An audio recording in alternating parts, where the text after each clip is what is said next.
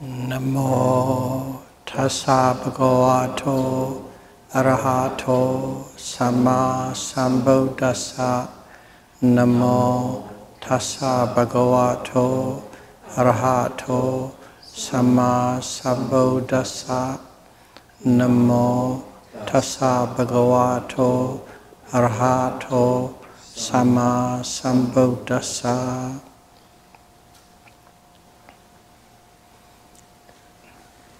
Series A, Dhamma Talk number 41.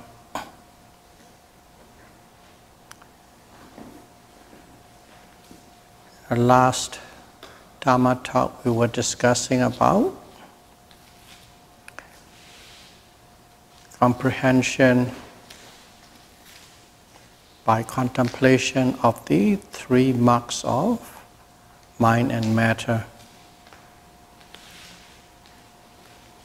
While we were talking about it, we mentioned that all these jnana insights from one level to the other it's a gradual changes. Some are quite distinct because they are not connected. As an example, insight 1 and 2, there's a lot of overlapping. Between 2 and 3, there's a distinct difference. And between 3 and 4, there's a lot of gradual process. So keep that in mind. We were discussing about, in a way, how to overcome unpleasant feeling, or how to overcome suffering, more precise in here. Because under the heading of how to overcome unpleasant sensation, we had a Dhamma talk separate by itself. But in here, the focus is on the suffering.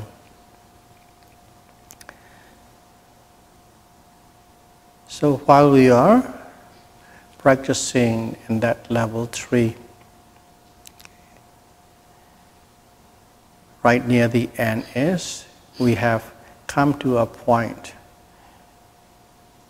You have overcome dukkha, vedana or dukkha, suffering. Especially on that one, the majority portion of it is more on a physical source.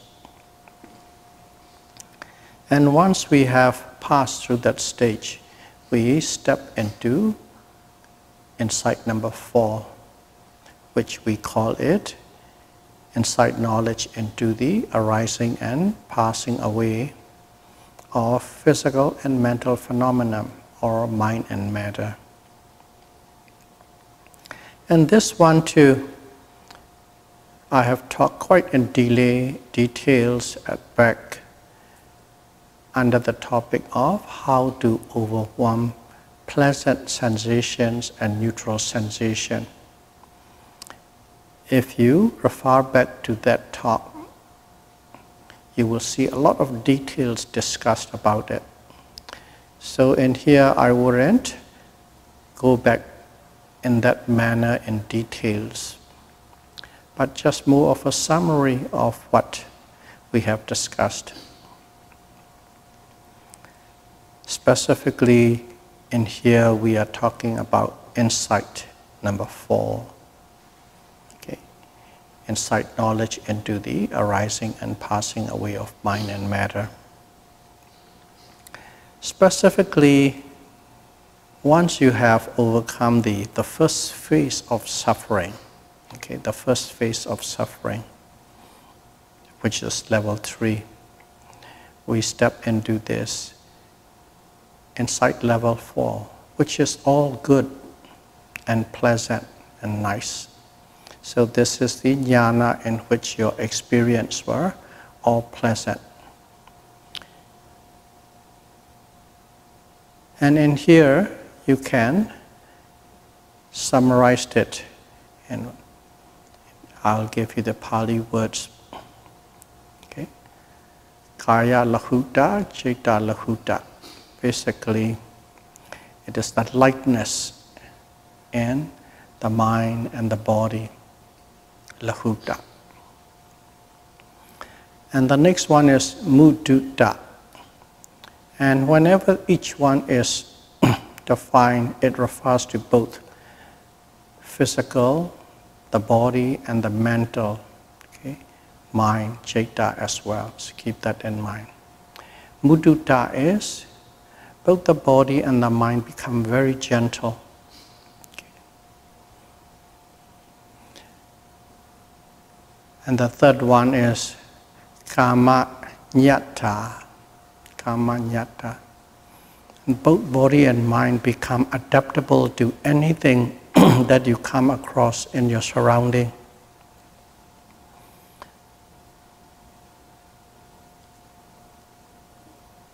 And the next one is pagunyata. It's become, both the body and mind become very proficient and fit. That's number 4. Number 5 is sukha. Both the body and mind feel peace and calm. Okay? And number 6 is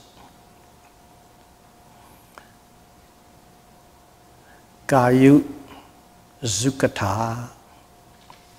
So both the body and mind become straightforward and sincere. So those are the 6 points.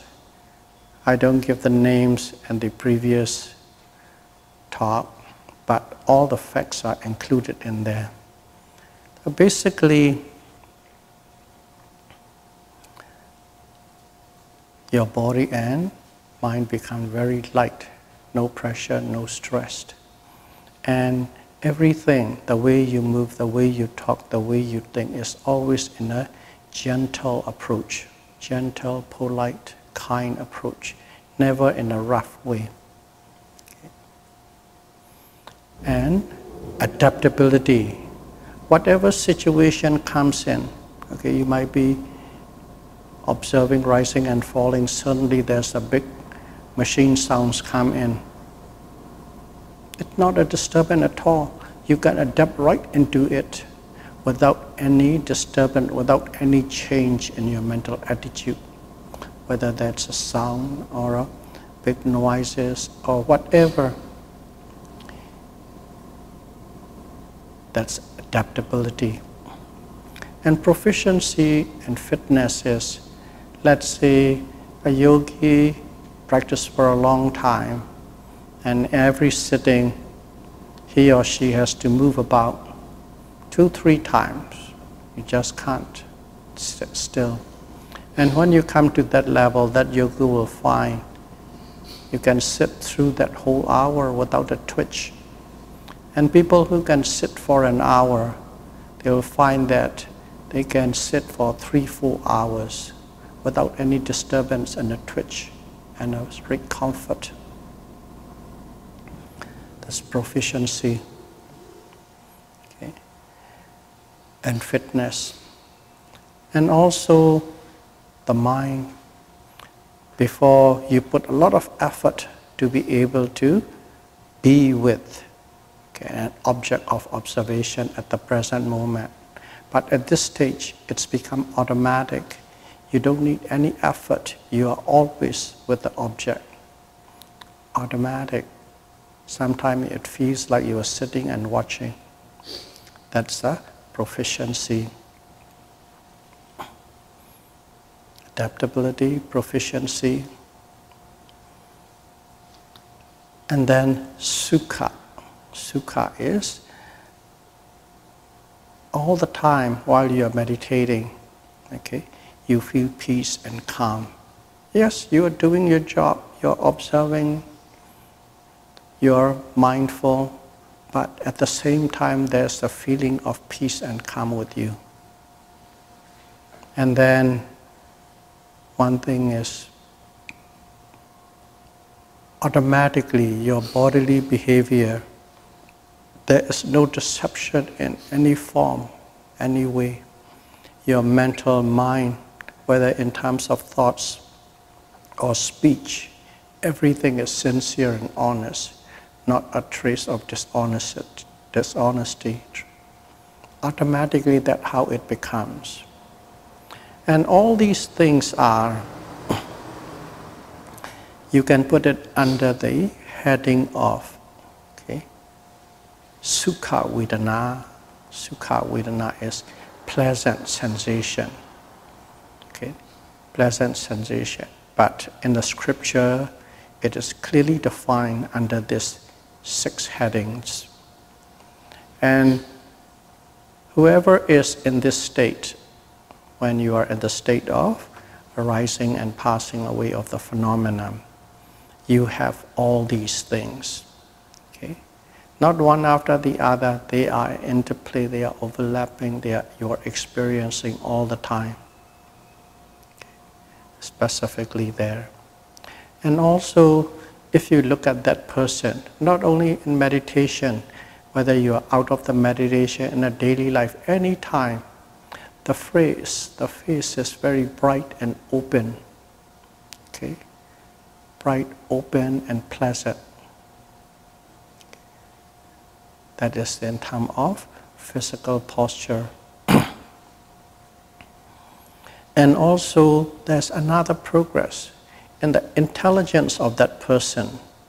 You find that that person finds that the mind becomes sharper, more intelligent and smarter, can see a lot in depth, which one cannot see before. Automatically, the mind intelligence increased.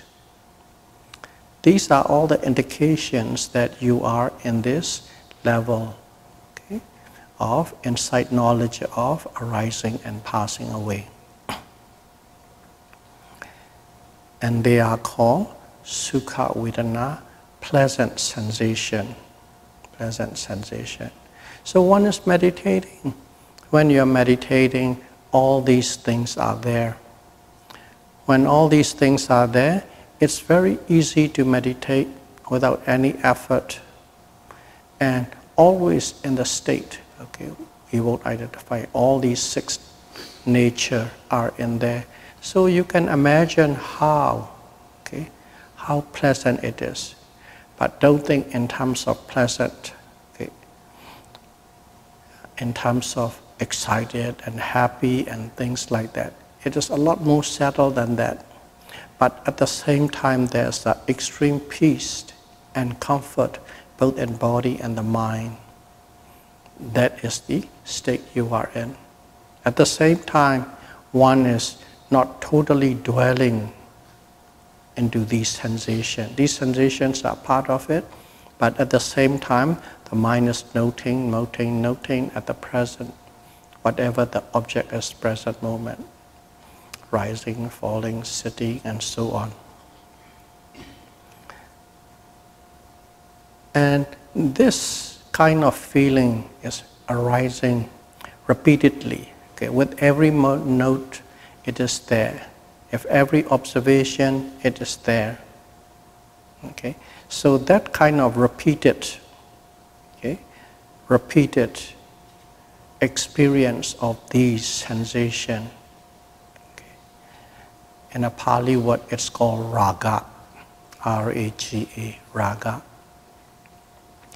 So raga is basically, there's a person is repeatedly dwelling in a state of lobha, greed, and tanha, craving.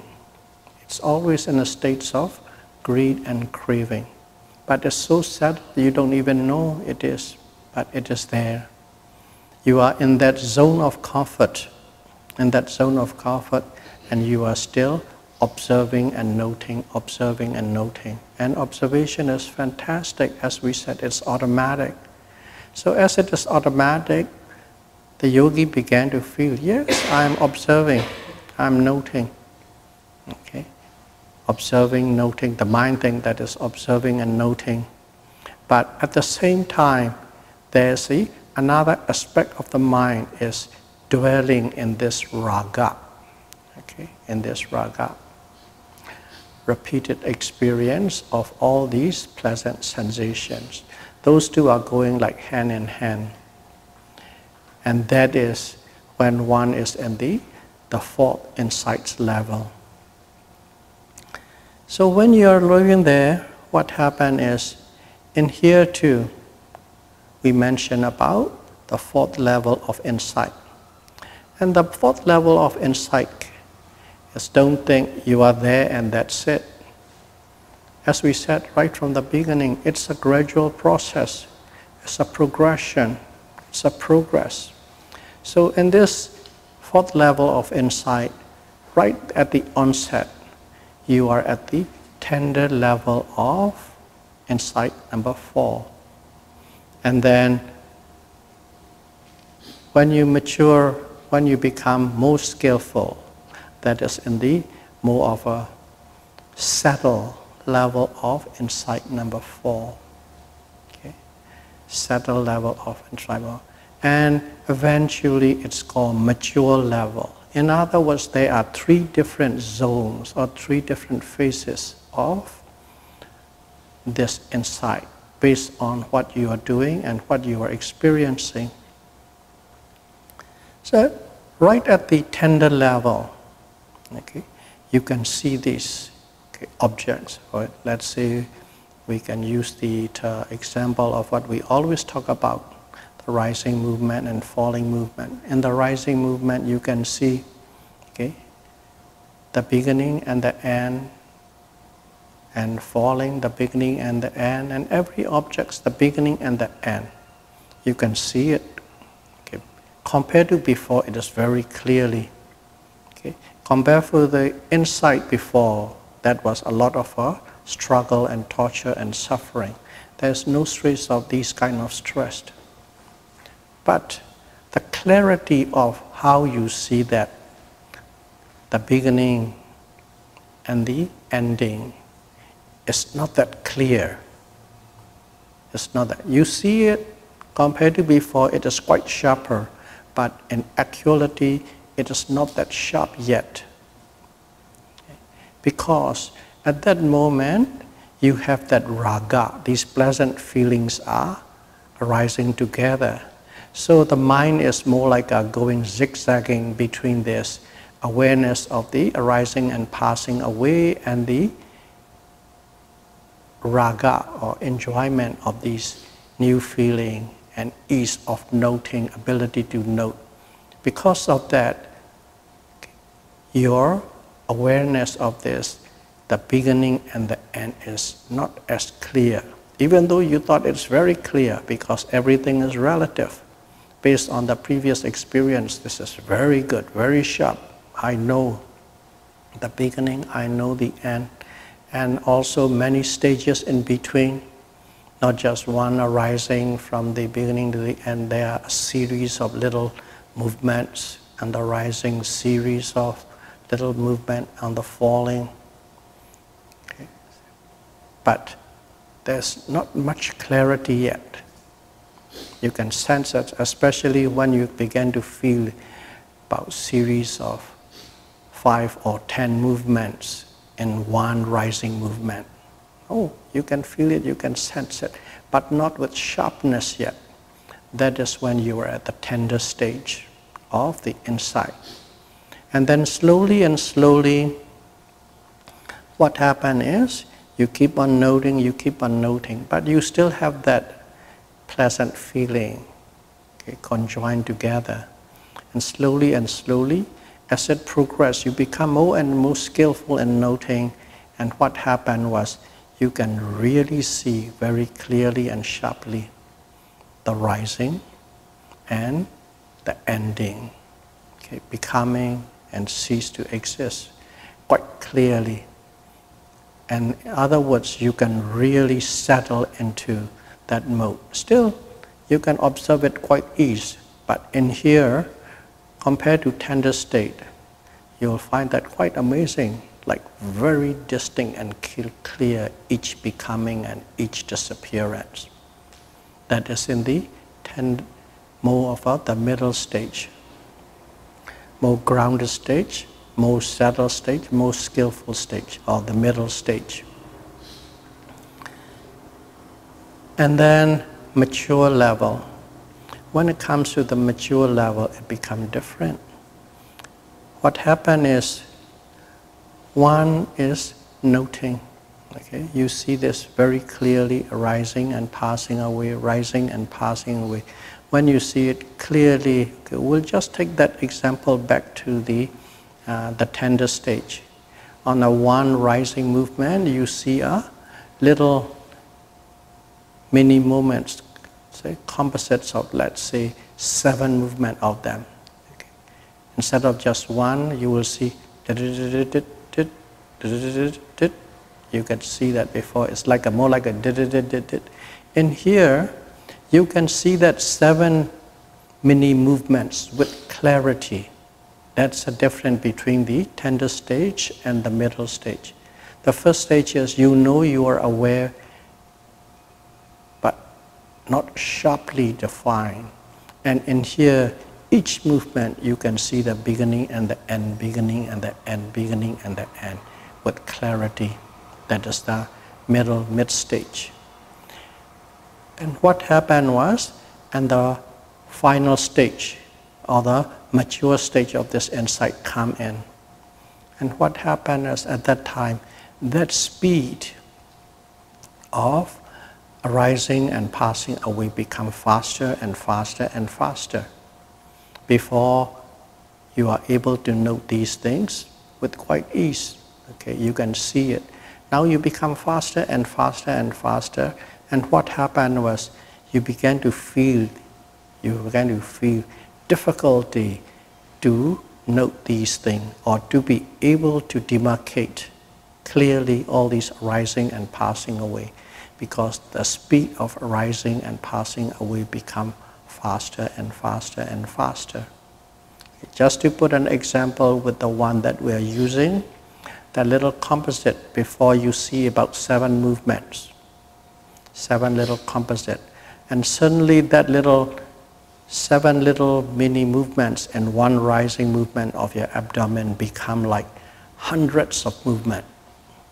Okay, hundreds of movement. About 6 to 7 you can even clearly count. 1, 2, 3, 4, 5, 6, 7, and then finally it stopped the rising movement. But in here you can't count anymore. Become 15, 20, 30, 50, and it's become so fast. And when you become so fast, before you can observe with clarity and without much effort, just watch. And here, suddenly what happened is, you can't. It's become so fast. When you can't note that with clarity, and you had that experience before with ease and, so to speak, in a different way, you are totally, everything is under total control. You are sitting and just an observer. And here, suddenly your job as an observer just demoted. You can't observe with such skill and speed and precision. So very fast, very fast, very fast, you become frustrated, so to speak, irritated. Frustrated and irritated. Because the speed of arising and passing away on the objects are become very, very fast, faster and faster. So as you lost the control, you become irritated and frustrated.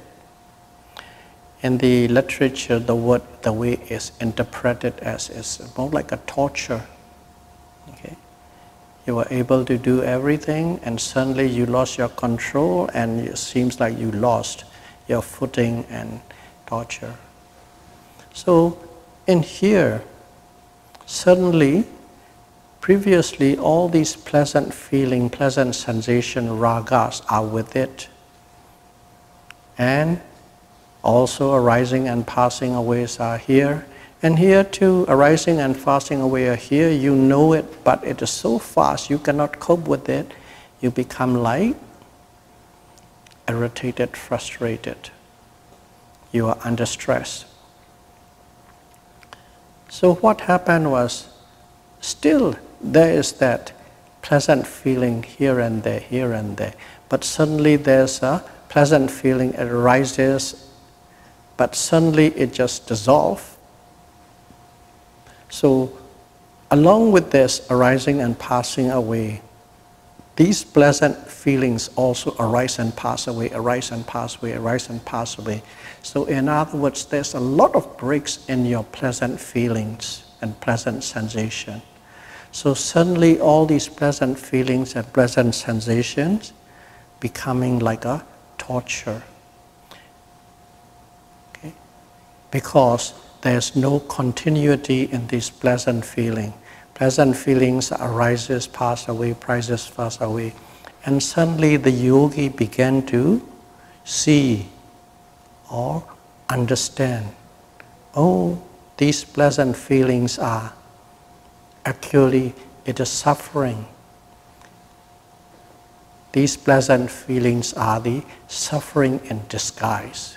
They are still pleasant feelings, but you begin to see they are rapid cessations of these pleasant feelings. You begin to understand these pleasant feelings are suffering in disguise. That kind of understanding arises in you. So that is the first step. The first step is when you are observing the unpleasant feeling, you must observe and you must note till you come to experience all pleasant feelings are in fact suffering, dukkha. Again, come back to dukkha. So we are always in this throughout the process, we are learning what is dukkha. How is it, what it is, where it is, why is it? That's all about it. But in between we think it's great and good. But this is just passing away, passing away. That is how one must note the unpleasant feeling. Unpleasant feelings are the reality of what the pleasant feeling is. Because you see they are rapid cessation to a point that you cannot control and you cannot cope. And when you are at that stage, one thing is, as you cannot observe rising, falling, you can't observe anymore, you can't label anymore. You can't note that way anymore. So how would you do? At that moment, simply label it knowing, knowing, knowing, knowing. You simply know that they arise and pass away, simply know that they arise and pass away. But you do not have the speed or the ability to note they are arising and passing. So simply frame it with knowing, knowing, knowing. You know these physical phenomena and mental phenomena are rapidly arising and passing away. Knowing, knowing, knowing. That's how one do. So that is stages by stages how this insight level number 4 changes and how one deals with and how one notes it. So the key point in here is in the number 4 level, these pleasant feeling and sensation arises. 6 of them as we have discussed earlier. Okay? And they are called sukha vedana, pleasant feeling and sensation. And as it is arising all the time along with your noting, okay, it is said you lived or you dwell in this sukha vedana, okay, or you dwell in raga.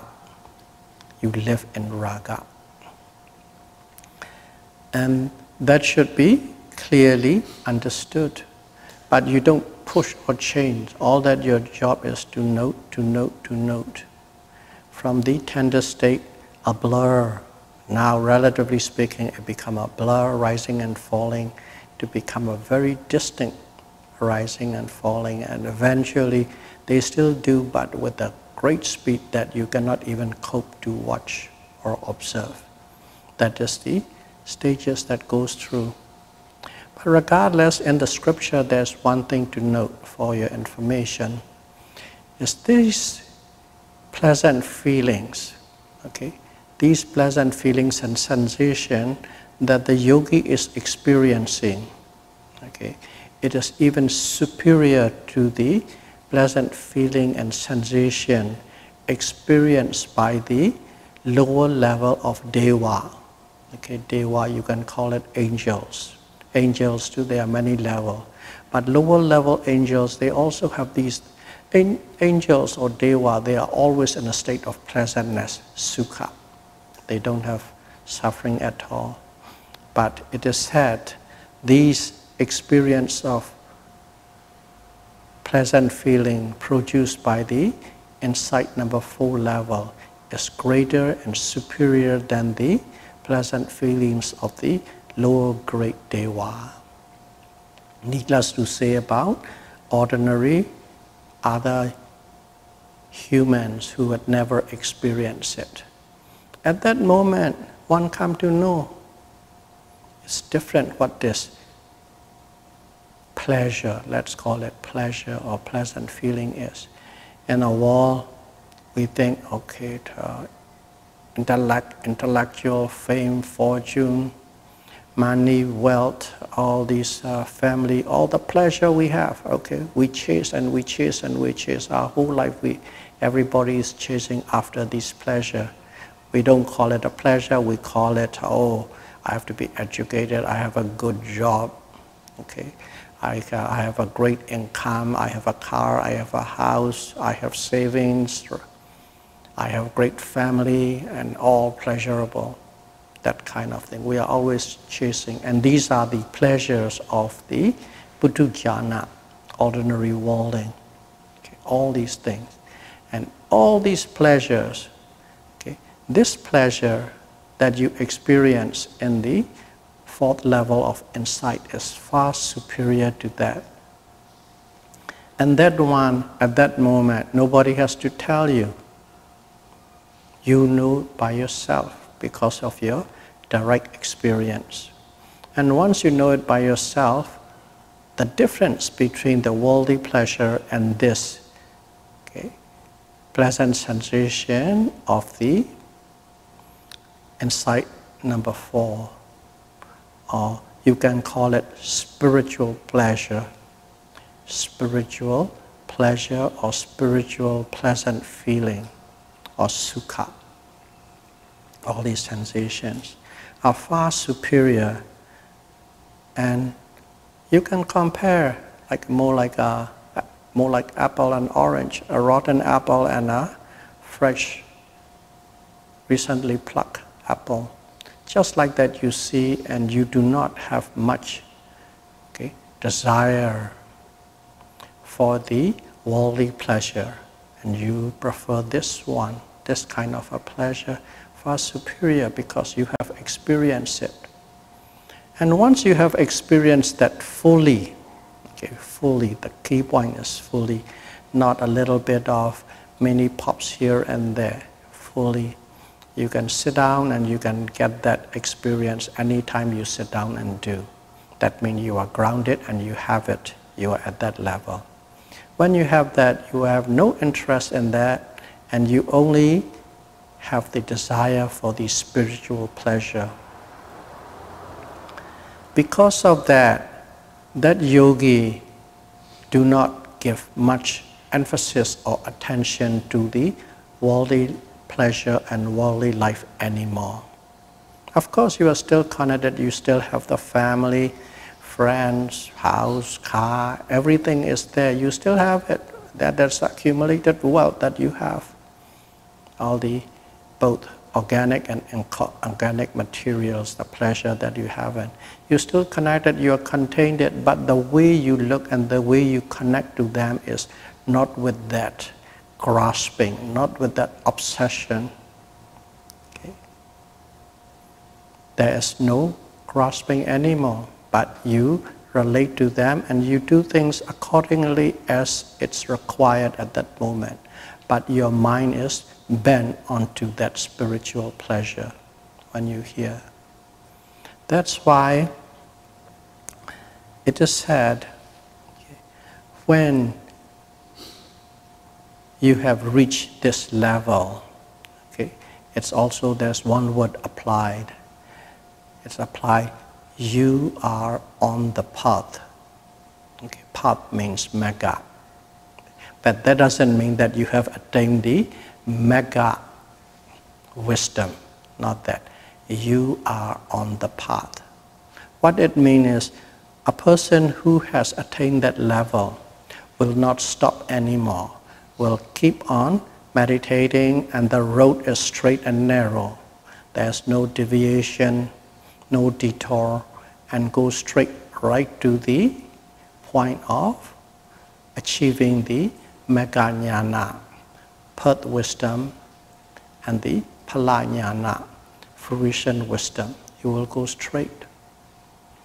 So that word is applied. You are on the path. So when a teacher tells you you are on the path, please do have a clear understanding. There are a few yogis who misunderstood that word, and they got a little bit of a rocky in a very wavy, stormy boat. You are on the path doesn't mean that you have attained path wisdom. You are on the path clearly, okay, on a highway road towards the mega. That's what it means. Because you know just that little spiritual pleasure is so great, you do not give any emphasis on the worldly pleasure anymore, and your pursuit is towards that, okay, towards that goal, to attain supreme peace. So in here, that is a very critical point, okay, and also important point in a practicing yogi, Satipatthana Vipassana yogi. Once you attained it, like if you have attained in this life that path solidly, groundedly, even in this life, depending on, of course, how much you put effort and what kind of measures you take, okay, you can become a Ariya, a noble person in this very life, if you have attained that. Of course, to be able to attain it, you attained it, you still with your family, you still with everything, and you cannot cut off that tie yet, then the chances of becoming a noble person is a lot slimmer. But you cut off everything, and this is the only thing in my life I'm going to pursue. And with that kind of determination, and you change your whole environment and conditions and pursue doggedly towards that, then that person can attain or become a noble person in this very life.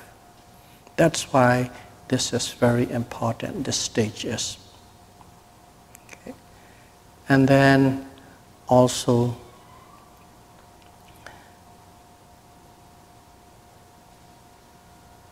once you have attained this number 4 insight, of course, you have to follow the instruction properly and correctly as it goes along. But if you don't, there's the problem. The problem is that spiritual pleasure itself. Okay, these spiritual pleasures are also known or called as spiritual trappings. Spiritual trappings. And some people, they experience that, they enjoy that, and basically they just hang around late tender stage or the mid stage of that, and thinking that I'm noting, I'm aware, I see the arising, I see the passing away, I see the impermanence, and so on. Okay, that is a rationale you put in yourself. But in reality, you are getting attached to that very comfortable feeling. Don't think it's the bells and whistles and fireworks, but it is very settled and very, very comfortable feeling. Okay. Keep that in mind. That is called spiritual trappings. These spiritual pleasures are spiritual trapping. If you grasp on it, you will never progress from that state. You will be stuck there, so to speak. And some people are just simply content with that. And there are some people without much guidance, they even think they have attained enlightenment. That kind of wrong perception could arise. So that is one thing one needs to be very careful about. Okay. So in here, once you make a decision, I will become a noble person in this life, then you have to pursue. If you pursue, you can become one. So in general, these things that we give you can give you an idea of what this pleasant feelings, sensations, all these spiritual pleasures that you experience in this stage. They are all good and dandy. Now we are giving you a whole package, of course, a whole package in this level. I'll talk a little bit about trigger points. Trigger points. Trigger points is all these things that I have described in details. Apart from that, there are something unique experience the yogis will experience in that level. And it varies from one person to the other. And some people may not have at all, but some people do. What it is special kind of experience unique to individual yogis. Okay, first of all, I start with the most common thing. If you remember, if you are in the first stage of insight, when you have a discriminative awareness between mind and matter, you see lights in a flickering form. Flickering, all these little buzzing of life, more like a little insects that gives you light and disappear, lights and disappear, all these little speckle of lights, you see them. And in the second stages, in the second stages where you become aware of the nature of the causal relationship, nature of mind and matter, you begin to see lights. And here is more in a color form, quite distinctly, quite frequently, not once in a while. That's a light.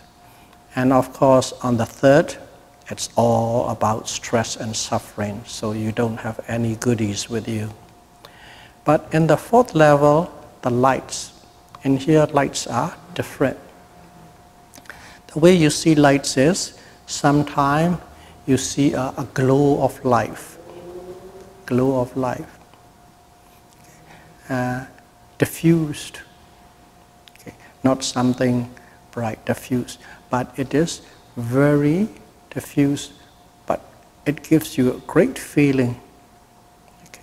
More like a cocoon that glows of light or a mist of light wrap you around and you feel very comfortable in it. That is one way a person can experience light. Or another yogi might see a very bright light. But one thing is, when we see a bright light, that bright light doesn't irritate you. Your eyes, just extremely bright, but it is very comfortable feeling. As soon as we say bright, we like to shut our eyes off. Not like that. It is very bright, but it doesn't disturb you. It doesn't make you blink. You enjoy in that brightness of light. Some people might see or experience that kind of light. And some people, they might see rays of light. You see actually in the light, they become, you can see one ray at a time, rays. You can see them very clearly, that kind of experience. Okay.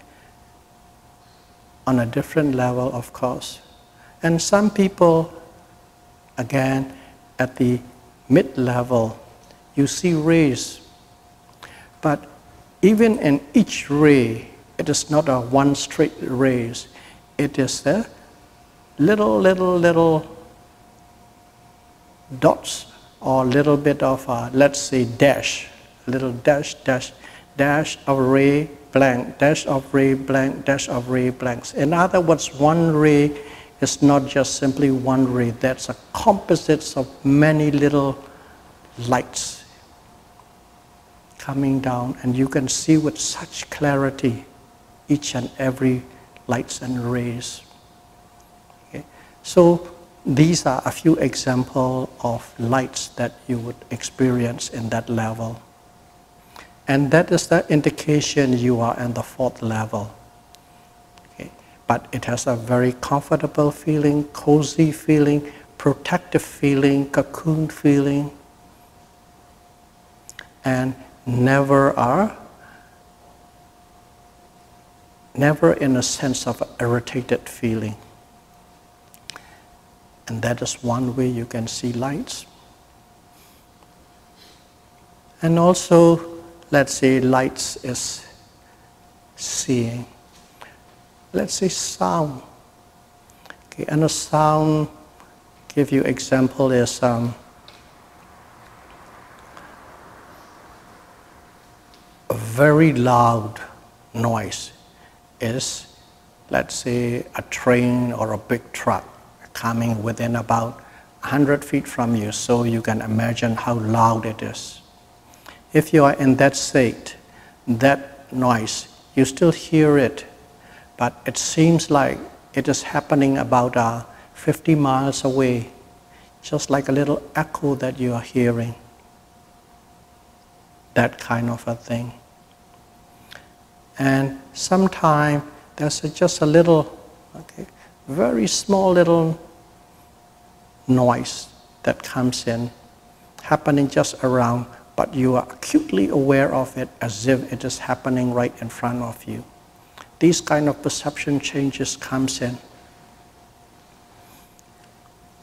And also, you could hear the sound, and in a way to speak, you can even see the sound. Let's say, as an example, okay, as a rain come in, the rain finish, and you're under a tree or under a tent, and then finally the rain stopped. There's not much water left, but still a droplets might come in. Oh, in about 2-3 minutes, that might be another little drop might come down. Let's say you're under a tent, and that drop, rain falls and drop on the tent canvas. You hear that sound. But when you heard that sound, at that moment, nothing exists in the universe except you and that sound. You can hear the sound, but that sound is not like simply the way we know is a canvas, water drop, blub, bub, that's it. No, it's like a ringing of a bell. Like you can hear like that sound like a ringing of a bell. And there's a wave of that sound. You can hear it, ringing of the bell and the wave, little high and low and high and low and high and low. You can hear that in that intonation. That is just on the hearing part. And another part is you sense like you are actually seeing the sound. The way you see the sound is, let's say you throw a pebble into the pond, and then the waves make it slowly. The waves go in, bigger waves, smaller, smaller, smaller, and disappear. You can even see the sound like that as a wave along with the hearing. These kind of like a very unique, okay, experience happen. And that is nothing supernatural. It is simply, it is what is really happening. But your concentration power, your samadhi is so strong, you begin to see the actual nature of the manifestation of sight, at the manifestation of sound. Sometimes you're looking at a sand or a pebble. It's just simple sand or a pebble. And then you will see the brilliance with all the colors in it. That sand, piece of grain of sand or that pebble is extremely beautiful with multicolor. That's how you see. That is the true nature. Because before, of course, we don't know. But now we know with the science. You cut a slice of rock. Okay, you cut it, you put it on the slide, you really grind it, and you look at under the microscope. You will see an intricate nature of patterns and colors that is real. But now it's a science, it's under the lab. The colors and the patterns. And now in here, you don't need any lab, you don't need any instrument. You can actually see the pattern and colors of a grain of sand. But when your meditation is so deep, the mind can penetrate more and more deeper into the true nature of the physical objects and mental objects. That kind of thing. Sight, sound, smell. In other words, there are 5 senses. I can keep on talking and talking and talking. But in general, the point we are making here is you will see these physical and mental phenomena in a way that you have never seen before. But I call it special effects. And these kind of things will come to being. You will experience it, you will see it. But they are not the primary them. As I said from the beginning, they call it trigger points. Trigger points. Let's say you heard that sound of a drop of water. You hear in waves, in a pleasant sound, you see in waves. Suddenly, after that experience, you are accelerated. Your confidence, your saddha, your faith in the practice become enormously grown. And it makes you push farther. In other words, the little experience trigger you to push farther, to go deeper, to have stronger and stronger and stronger saddha into the process. That's why I named it trigger points. It will be endless, we'll be talking about it. But one will experience. But don't think that everybody will experience the same. Everybody is different based on the inclination of the mind, based on the attitude of the mind, based on the seed of the past karma. Okay. Everybody experiences different. That kind of thing. So these kind of things too you will find, but you won't see or hear these things in the book. In the book, the 6 points that I mentioned, that's overall.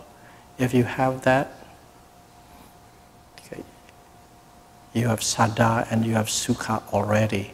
But these little trigger points expound it and multiply more. So that is what the 4th level of insight. Okay? Awareness or knowledge into the nature of arising and passing away of mind and matter. And may all of you be able to practice Satipatthana Vipassana meditation and you reach this 4th level of insight, Udaya Bhaya Jnana, the insight into the arising and passing away of mind and matter. And may your saddha grow exponentially and go deep into the practice as soon as possible. Sadhu, sadhu, sadhu, Buddham pujami.